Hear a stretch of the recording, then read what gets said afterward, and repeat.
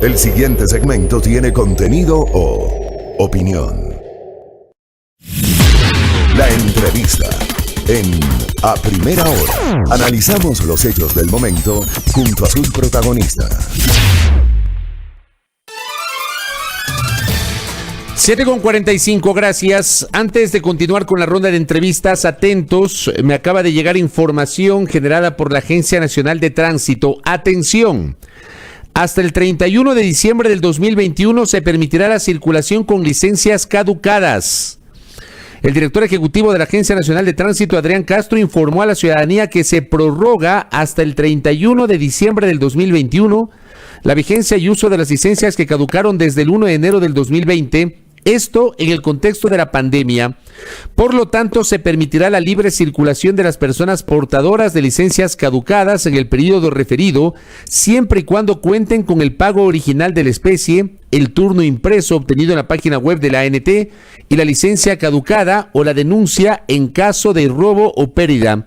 Asimismo, de acuerdo a la resolución 56, hasta el 31 de diciembre del 2021 tendrán vigencia los documentos que se constituyen como requisitos previos para la obtención por primera vez, renovación y duplicados de licencia de conducir que han caducado y se hayan emitido desde el 1 de enero del 2020. Reiteramos la información, hasta el 31 de diciembre se permitirá la circulación con licencias caducadas, información oficial generada por la Agencia Nacional de Tránsito. Bueno, la semana anterior, amable audiencia, el presidente de la República tuvo un encuentro con los rectores de las universidades. Hay una línea que ha anunciado el presidente Guillermo Lasso, que es la de eliminar el examen de ingreso a las universidades públicas y comenzar un proceso de diálogo con los rectores para diseñar una reforma a la ley de educación superior que permita ver de qué manera, eliminado ese examen, se operará el ingreso de los bachilleres a la educación superior. Hablemos sobre esto con Galo Naranjo, que está justamente el día de hoy con nosotros. Él es el rector de la Universidad Técnica de Ambato, de la UTA, y también es el vocero de ACESEC. ¿Cómo le va, señor rector? Bienvenido. Buenos días a usted, Fabricio. Buenos días al Ecuador. Qué gusto poder compartir con usted y con la ciudadanía. Gracias. A ver, doctor, ¿cuál es el alcance de estos anuncios presidenciales? ¿Cómo ven ustedes, cómo ve usted en particular esta decisión de eliminar el examen de ingreso para la educación superior? En primer lugar, creo que es importante fortalecer el diálogo en el país. Ese diálogo que permite conocer desde dentro cuál es la problemática para solucionarlo de manera integral, para buscar realmente cuáles son las causas profundas de los problemas y a partir de procesos de investigación dar la solución que el país necesita. Desde nuestra perspectiva, es indispensable generar políticas de Estado. Y hemos propuesto una agenda que se denomina Agenda 2040, que supere los ámbitos de un gobierno y permita visualizar el futuro de la educación superior, no para solucionar problemas inmediatos, sino para pensar en escenarios que posibiliten a nuestros jóvenes lograr realmente cumplir con sus sueños. Uno de esos aspectos es el sistema de nivelación, admisión, permanencia, no solamente a nivel de grado y de posgrado, y no solamente de universidades y escuelas politécnicas, sino también de instituciones de educación superior, llámense institutos técnicos, tecnológicos, pedagógicos o de artes o conservatorios. Entonces, indispensable no solamente pensar en cobertura, es indispensable pensar en términos de pertinencia, lo que el país, lo que la ciencia necesita, lo que el mundo necesita, y en términos de inclusión y de calidad. La calidad es inmanente a la existencia misma de una institución de educación superior. A ver, pero por ejemplo, usted está tocando una fibra totalmente sensible. Me habla de la calidad. La semana anterior el presidente Lasso hace una declaración con la cual en lo personal no estoy de acuerdo y me gustaría su opinión, cuando él dice que prefiere un estudiante con una nota mediocre en una universidad a que ese mismo adolescente esté en las calles consumiendo drogas. Palabras más menos, dijo el presidente. Pero habló justamente de la nota mediocre. ¿Cómo le cayó a usted esta declaración del presidente o cómo la tomó usted, doctor Galo Naranjo? Sin atreverme a calificar a ninguna persona porque esa no es mi norma de vida, lo importante es entender que la universidad tiene que ser universidad de excelencia. Ahí está la masa crítica de un país. Las decisiones estratégicas en cualquier país del mundo se toman con base en la investigación científica, en la data que genera la universidad del mundo. Los países que le apostaron a la educación son los que más desarrollo han conseguido en el mundo. Los que superaron la pandemia más rápidamente son aquellos que fortalecieron el sistema de educación superior. Y en el caso del Ecuador, la respuesta que ha dado la Universidad Ecuatoriana es una respuesta fabulosa, porque pese a que hemos tenido serias restricciones económicas y presupuestarias, hemos entregado investigación, desarrollo tecnológico, aporte con laboratorios de biología celular y molecular, aporte en cultura de la prevención, aplicaciones prácticas a través de dotaciones informáticas que permiten hacer seguimiento epidemiológico. Es decir, la respuesta de la universidad en términos de calidad, que no podrá ser sino la característica consustancial a una universidad.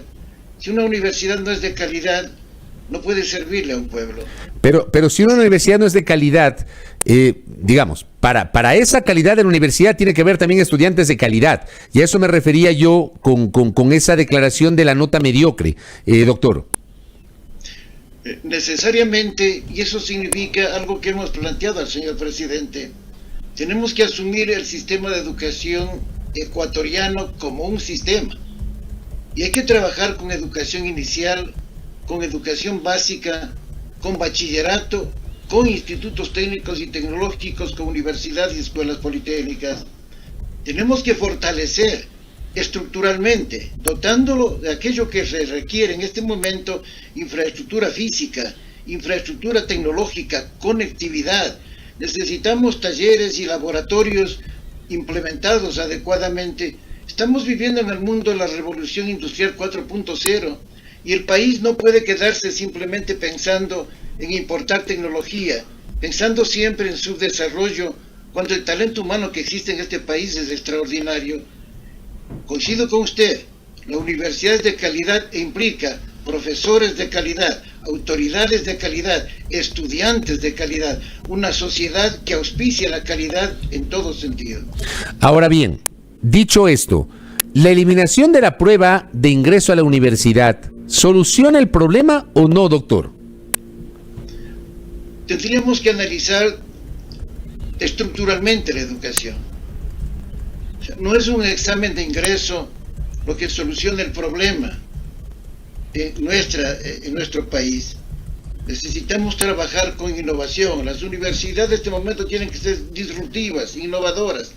Necesitamos fortalecer con el sector privado la educación dual, con las industrias, pero en ese encuentro que nos permita realmente utilizar toda la experticia de la empresa, acompañado de los modelos teóricos que genera la universidad para consolidar desarrollo sostenible. Necesitamos ecosistemas de innovación y emprendimiento en todas las provincias del país. Necesitamos sostenibilidad financiera. Sin sostenibilidad financiera no hay posibilidad de desarrollo. Necesitamos autonomía plena, que no significa autarquía, porque nosotros tenemos un compromiso con la autonomía y el compromiso es ético con el país, con su desarrollo. O sea, implica también responsabilidad social, implica rendición de cuentas. A ver, le voy a plantear la misma pregunta de otra manera. Me gustaría saber su opinión. ¿Usted está de acuerdo con el anuncio de eliminar la prueba de ingreso a la universidad?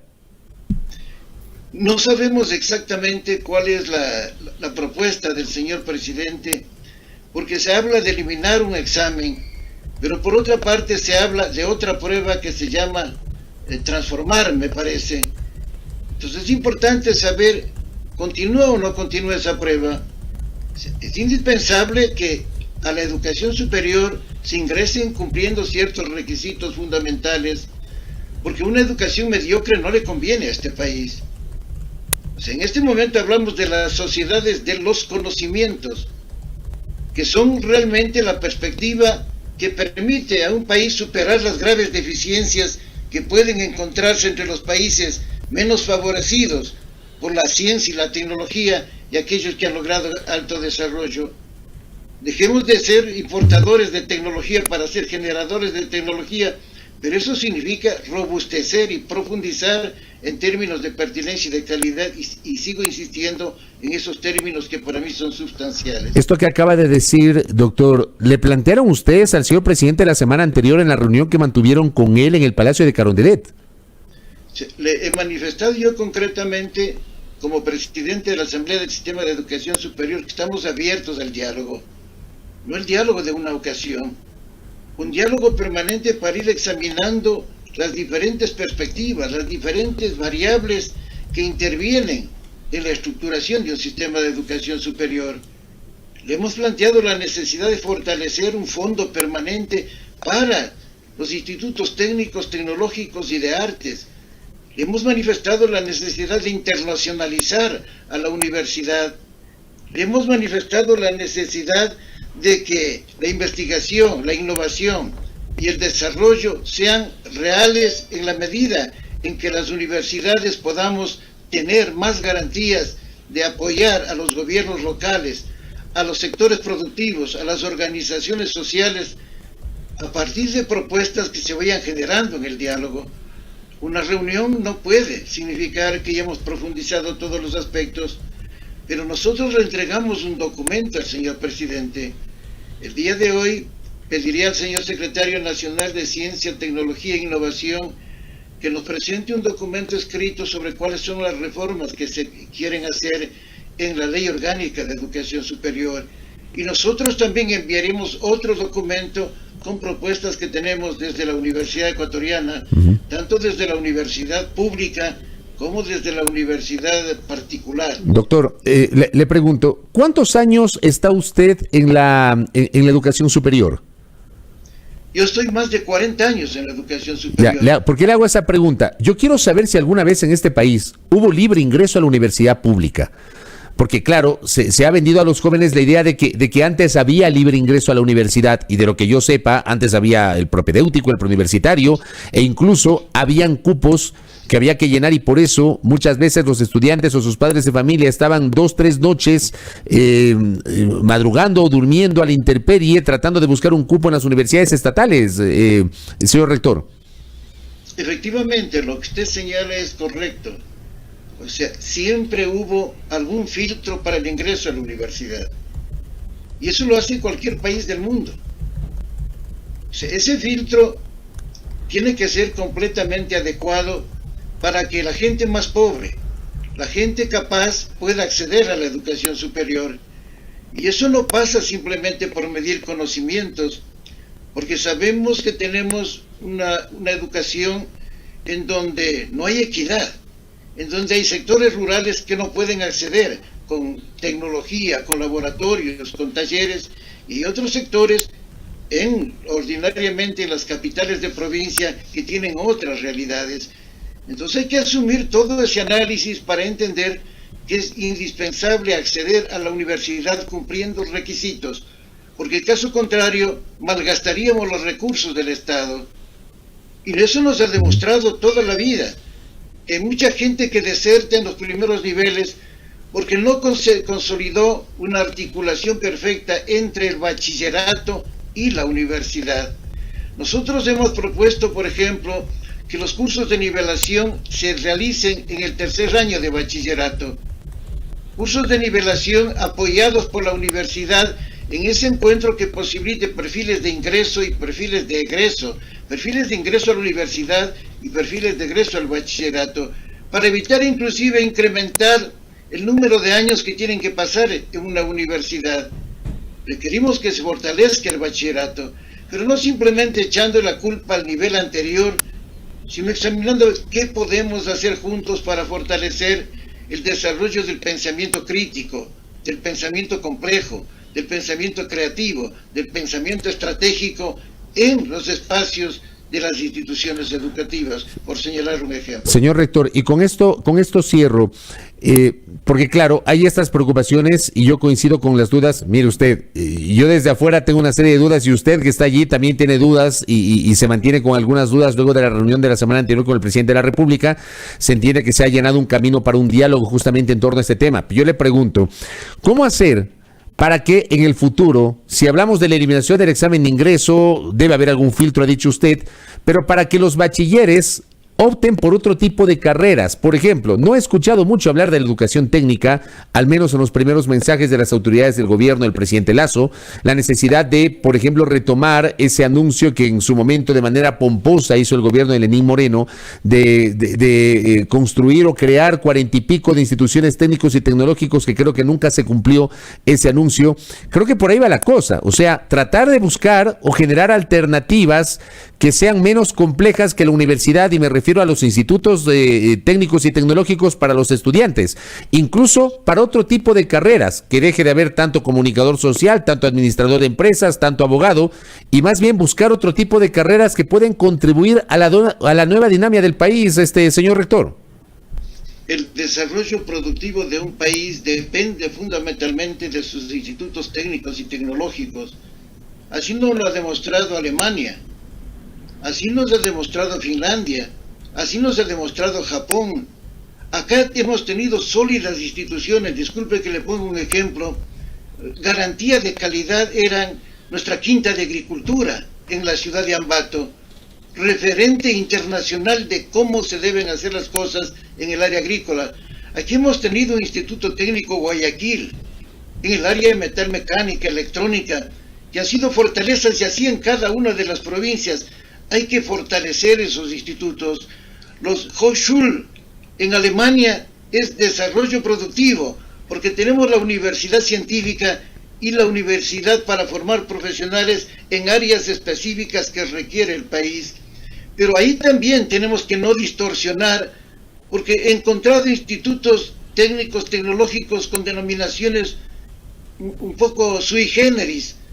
Por ejemplo, tecnólogo en parvularia.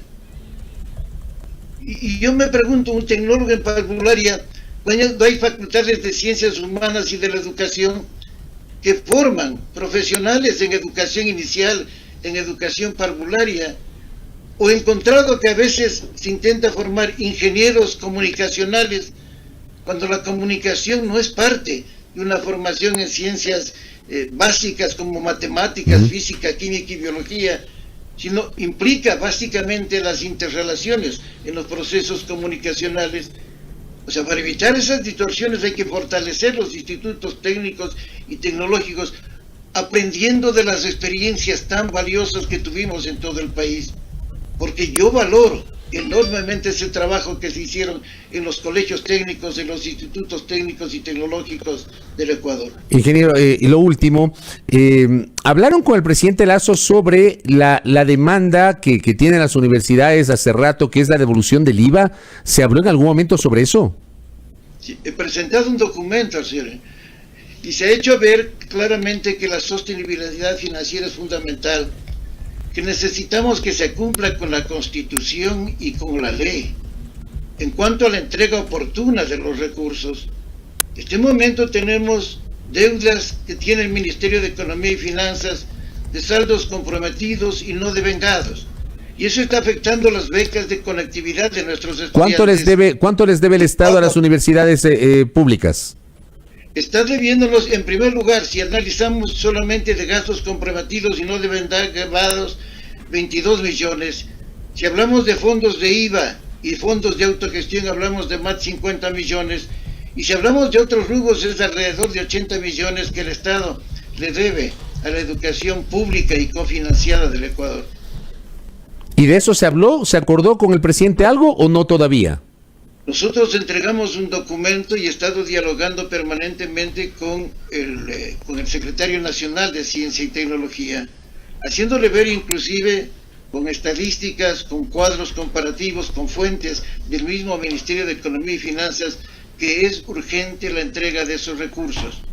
Que los fondos de autogestión que conseguimos que vayan a cuentas recolectoras realmente sean devueltas a las universidades, porque no conseguimos eso. Van a una cuenta única y es realmente una odisea recuperar fondos que se generaron en las propias instituciones de educación superior.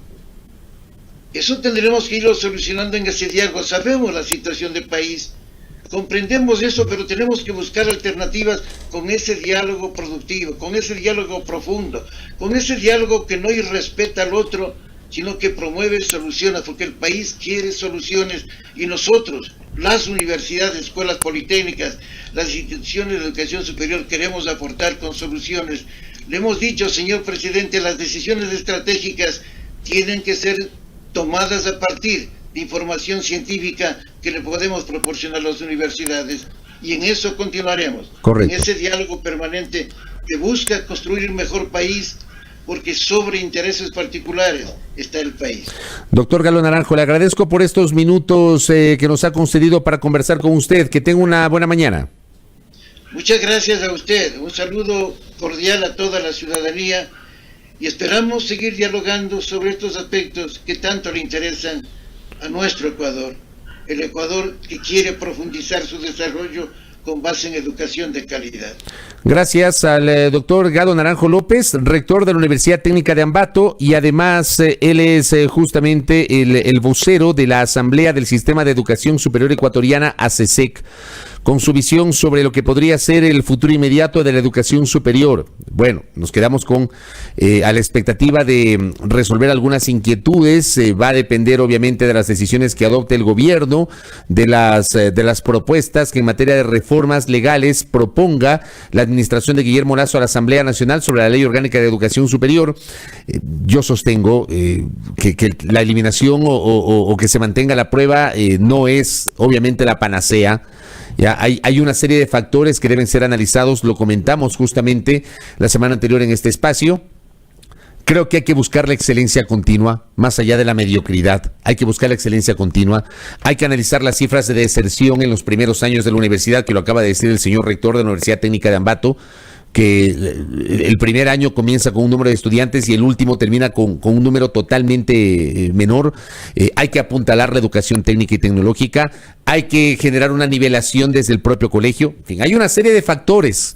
La calentura no está en las sábanas y no se puede quedar solamente en la eliminación del examen para el ingreso a la universidad pública. Creo que esto hay que analizarlo con muchísima más profundidad. Como siempre digo, querida audiencia, la calentura no está en las sábanas. La calentura no está en las sábanas. 8:07 en A Primera Hora por Majestad Radio y Majestad Televisión.